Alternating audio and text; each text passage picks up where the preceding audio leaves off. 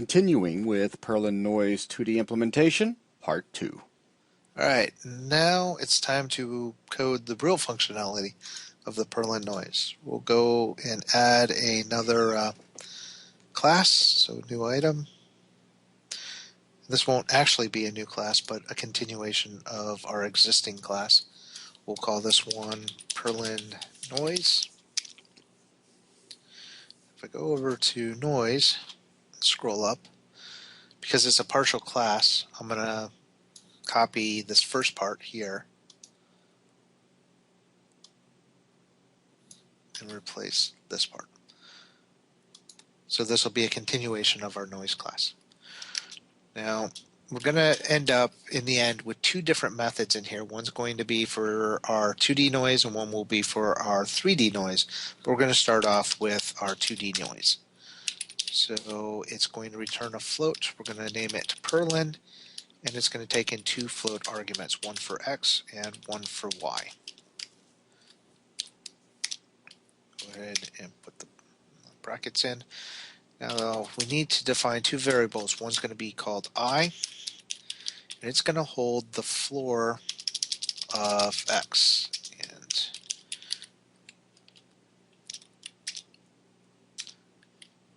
wow, it's fighting me on this one, isn't it? Alt enter. No, I don't want to create a local variable. Why? Oh, I know why. Because I'm falling back to my other project. Floor is built into this one, so I don't need the utils. All right, so we're going to get our floor of x, and we're going to do the same thing for a variable called j, and j is going to hold the floor of y. Now, something about the floor method that I want to point out now, and one of our users had sent me a PM because he picked up on this, and I did not realize it at first, but after going through it, I realized what's going on, and it's okay. Inside of our floor function, we're basically doing a comparison that says if x is greater than 0, take the integer of x, and if it's less than 0, we're taking the integer of x minus 1. Now, what he pointed out was that if we had a negative number, something like -5, then the floor of -5 should be -5, but the way this floor is written out, it would return -6 instead. That if we were doing a floor for a different type of mathematical operation besides our noises, that would become an issue. In our case, it's not, because if we go back to Photoshop and I turn off all of our other stuff, get back just to our unit square, even if we have -5, or if we had the value -5 and it set our floor to -6, that would be fine, because our offsets would still put our dot inside of our unit square. It would be at the opposite corner, or so, where we would have -6 returned as our floor, then our calculated value would still be at -5. So our V would be calculated and hold the correct information. So we're still getting the correct information, but it wouldn't work if you were doing some sort of statistical type of information. So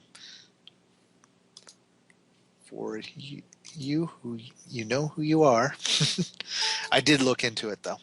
So if you wanted to fix it, we could do an OR condition where we could check that it says x is greater than 0, or not an and the integer of x, so x minus the integer of x, does not equal 0. So if you wanted to make that a compound conditional, then this would make sure that if you did send in -5, so it's a -5 minus -5 would equal 0. So you would end up, or sorry, equal 0. Then you would end up running the integer of 5 and not the integer, or the integer of -5 instead of the integer of -5 minus 1. So you'd end up with the number you expect. Wait a minute. So which one are you saying would execute? Usually I stay quiet, but read back through that again. Okay, if x equals -5. Mm-hmm. So You're not greater than 0. so it is or. Yep. I always get those mixed up, but this is how you can fix it. So -5, which it would be integer of -5, which would equal 0. Yeah, you want the first one to run. So it's the or condition.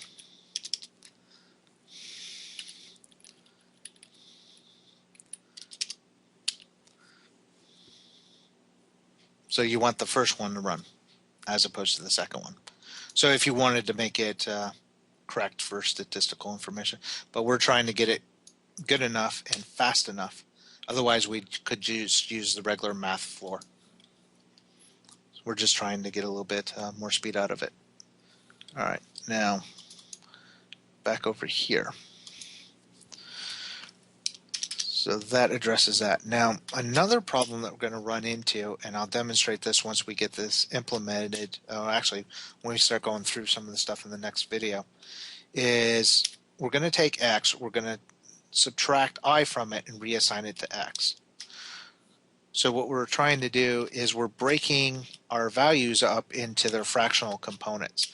So I is going to hold the whole number component of what we send into x, j will hold in the whole number component of y, and then we're going to reassign x and y to be their fractional counterparts. So the problem that we're going to happen, or that we're going to encounter, is what's going to happen with our algorithm if we send in something that is already a whole number. So in our case, let's say we send in 5 and 5. Our floor for 5 and 5 is going to be 5 and 5. When we run it through here with 5 minus 5 equals 0 and 5 minus 5 equals 0. So what happens when x and y are both 0? So that's a condition that we'll look at when we have this all implemented. So next thing we want to do is take our I, and we're going to mask it with 255. We're going to do the same thing with j.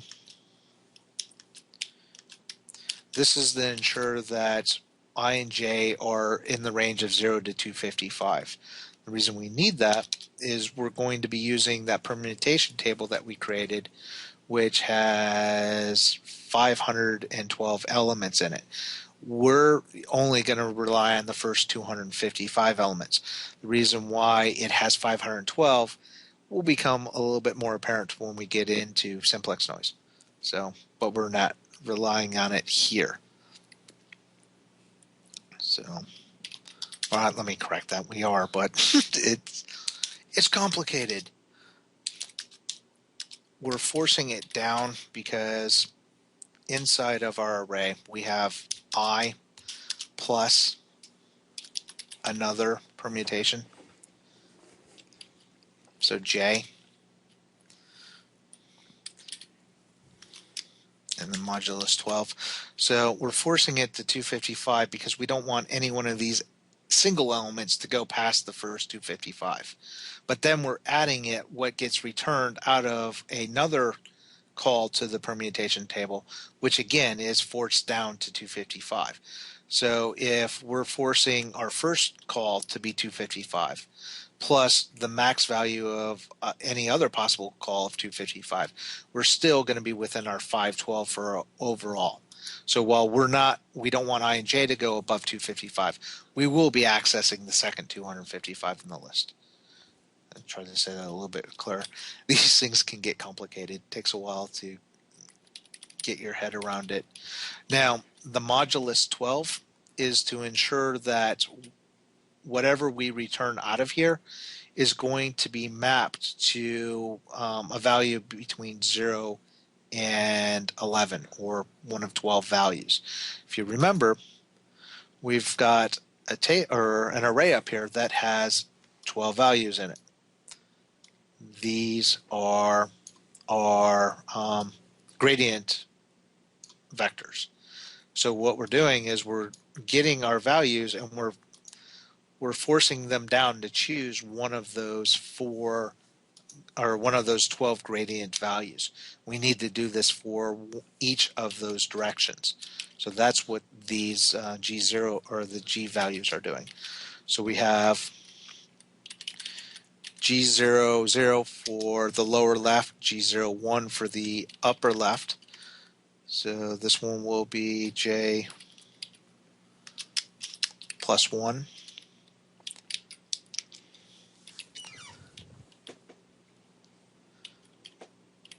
Then we're going to look at the lower right corner. So this is I plus 1.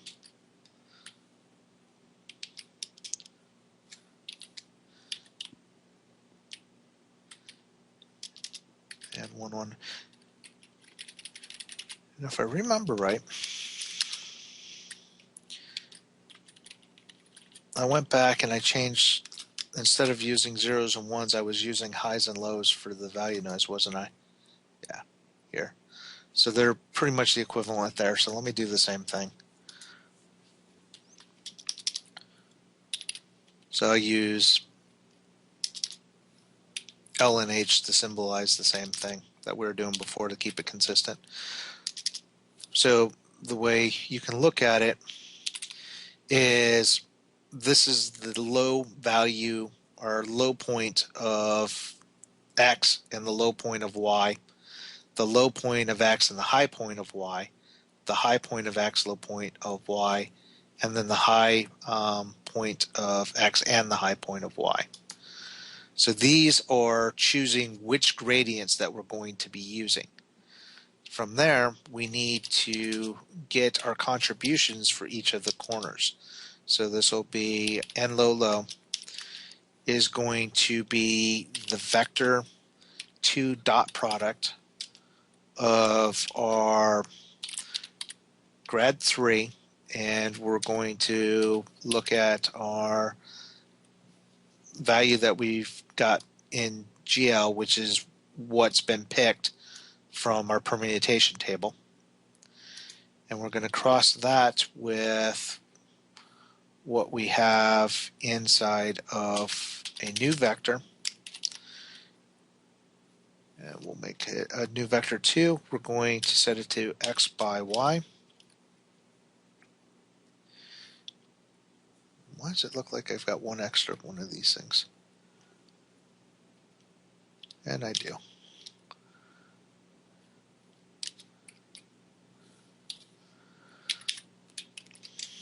Duplicate this 4 more times, or 3 more times, for a total of 4.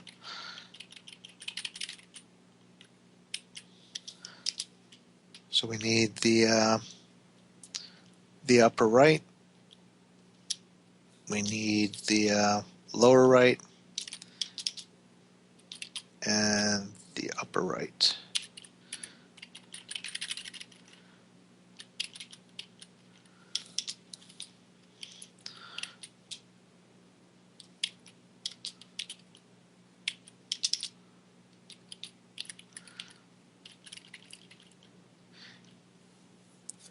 And we're going to, instead of using plus 1s to signify, we're going to use minus 1. So we're subtracting the difference between them to derive our other vectors. So this gives us our dot product. Now our dot product, like I said, returns a value between 1 and -1 depending on the angle between 2 vectors. So depending on these vectors, we're going to get a number between 1 and -1, which we're going to use as determining our gradient points. Now we need to create a couple more variables. One's going to be called var u. This is going to be the float of our fade function, and we're going to take the fractional component of x to feed into it. So let's see if I go ahead Duplicate that. We're going to do the same thing for the y fractional component, but we'll call this one v. So what we're doing is we're taking the fractional parts that we've calculated up here. We're sending them in, oh, sorry, this is y. We're sending them into our fade function, and this is going to return us a number back that's, our function uses doubles. We're going to cast it to float, but this is going to be the value of the gradient value based off of the fractional component. Then we'll use that along with our contributions of each of the corners to calculate the gradient. If you remember back to the Photoshop image, I can get to Photoshop, when we were looking at gradients, so if I dial this one up, we've got a method that is calculating a gradient along an axis. That axis doesn't really matter because we're going to multiply or modify that based off of our dot product. What we care about is how far along this gradient are we going to sample a point. That point is going to be controlled by what we feed into it. So in one case, we're going to feed in the x. So if x is 0.5, we're going to be sampling halfway along the gradient that we're calculating. If, let's say, y is 0.75, we're going to sample from a different point along that gradient. We're going to take those two samples.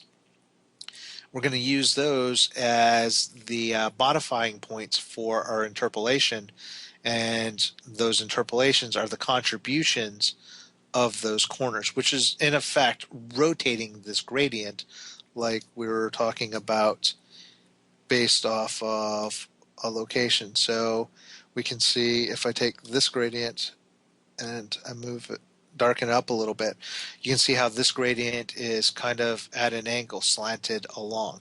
So what we're doing is we're figuring out this point and our random gradient.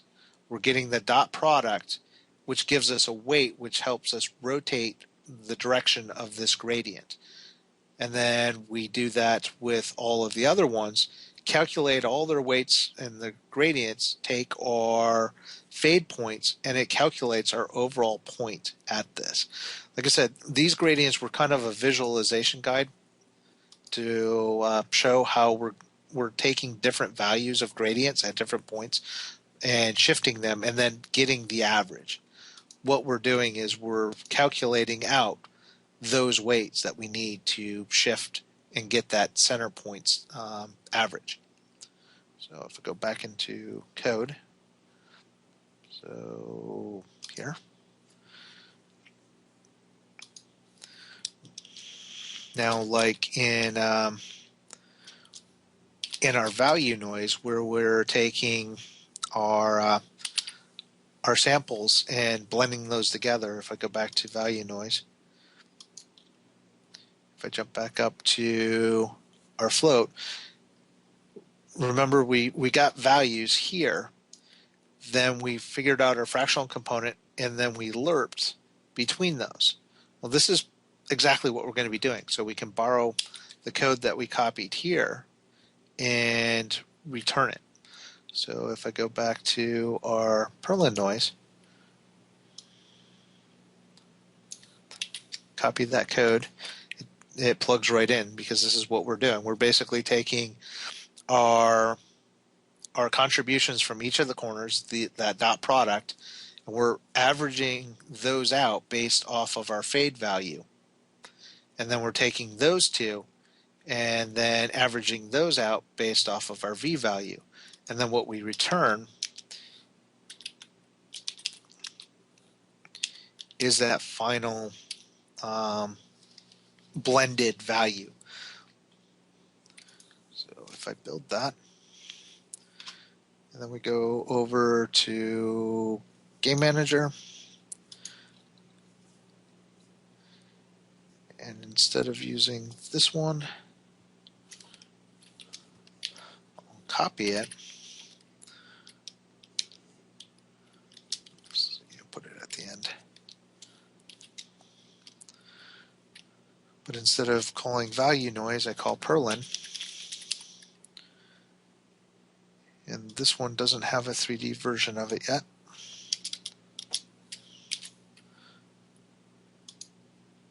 All right, make sure that all works. And there we go, jump over to Unity. Now we should see something very interesting. So if I hit play, we get a very nice gray screen. Doesn't really look like noise, does it? So we need to go ahead and figure out what's going on. Now, if you remember, go ahead and ignore. I said when we were coding in this part that we're going to run into a very interesting problem if we send in numbers that were whole numbers. So if we send in something that was, say, 5 in X and 5 in Y as a whole number, we end up with an X and Y that is 0, which means our fades come back at calculated from a 0 point here, which means we're then sending in some number which is halfway here, which means everything's going to be this nice, very uniform gray. It doesn't look like noise whatsoever. So what we have to do is make sure that when we're sending in noise, or our positional information, we're not sending in whole values every single time. So if I go in here and I divide what we're sending in by 2f, so I'm dividing it in half by a float, so we should get a nice non-whole number sent into our method. And we go back out to Unity, we run it, we actually start seeing some noise. So, and what we'll do in the next video is we'll start playing around with this and implement some iterations and look at how fast or not fast that this program or this type of noise is compared to our value noise that we did in the last few videos. Okay. Well, does that pretty much wrap up everything that you were wanting to talk about? For this one, yes. All right. Well, thanks a lot, everyone.